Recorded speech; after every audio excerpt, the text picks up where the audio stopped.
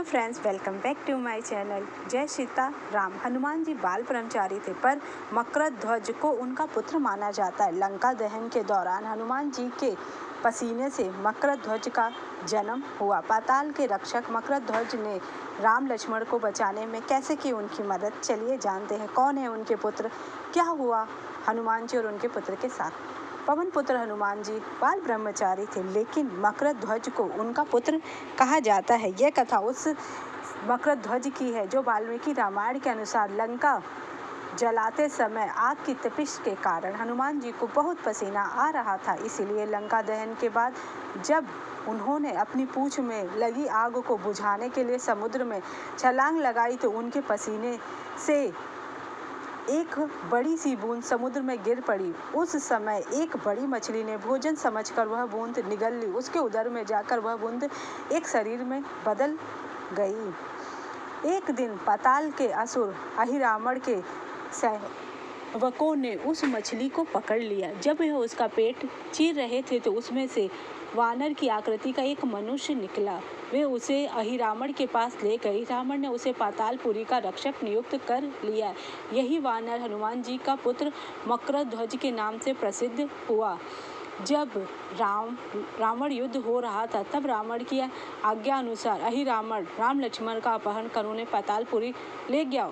उनके अपहरण से वानर सेना भयभीत व शोकाकुल हो गई, लेकिन विभीषण ने यह भेद हनुमान जी के समक्ष प्रकट किया। तब राम लक्ष्मण की सहायता के लिए हनुमान जी पातालपुरी पहुँचे। उन्होंने पाताल के द्वार पर एक वानर को देखा तो वह आश्चर्यचकित हो गए। उन्होंने मकरध्वज से उसका परिचय पूछा।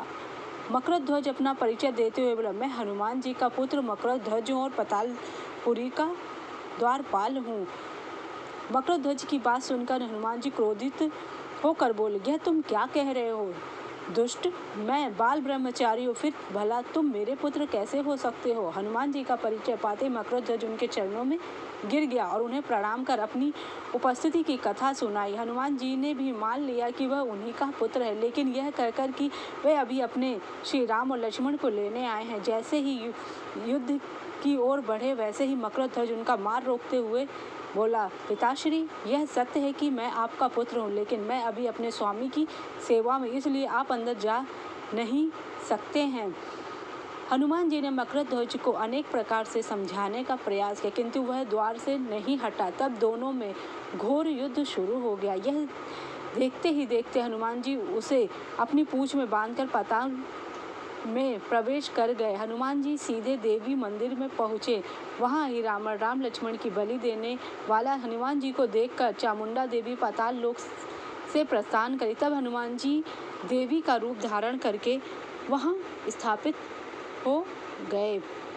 कुछ देर बाद ही रावण वहाँ आया और पूजा अर्चना करके जैसे ही उसने राम लक्ष्मण की बलि देने के लिए अपनी तलवार उठाई, वैसे ही भयंकर गर्जना करते हुए हनुमान जी प्रकट हो गए और उसी तलवार से अहिरावण का वध कर दिया। उन्होंने राम लक्ष्मण को बंधन मुक्त कराया। तब राम ने पूछा, हनुमान, तुम्हारी पूंछ में यह कौन बंधा है? बिल्कुल तुम्हारे समान ही लग रहा है, इसे खोल दो। हनुमान जी ने मकरध्वज का परिचय देकर उसे भगवान श्री राम ने से मुक्त कराया। मकरध्वज ने श्री राम के समक्ष सिर झुका लिया। तब श्री राम ने मकरध्वज का राज्याभिषेक कर उसे पाताल का राजा घोषित कर दिया और कहा कि भविष्य में वह अपने पिता के समान दूसरों की सेवा करेगा। यह सुनकर मकरध्वज ने तीनों को प्रणाम किया। तीनों उसे आशीर्वाद देकर वहां से प्रस्थान करे। इस तरह हनुमान जी के पुत्र का जन्म हुआ।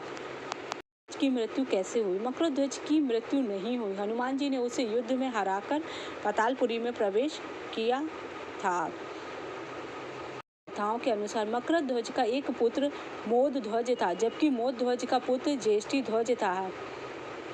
ध्वज की इस तरह वाल्मीकि रामायण में कथा मिलती है। उसके बाद भगवान श्री राम फिर से युद्ध भूमि में प्रकट हो जाते हैं, जहां पर राम और रावण का भयंकर युद्ध होता है। राम और रावण का भयंकर युद्ध 86 दिनों तक चला था, जिसमें भगवान श्री राम रावण को नाभि में तीर चलाकर उसके अमृत को सुखा देते हैं, जिसके कारण उसकी मृत्यु हो जाती है। इसी तरह विजयदशमी का पर्व हमारे देश में बड़े धूमधाम से मनाया जाता है।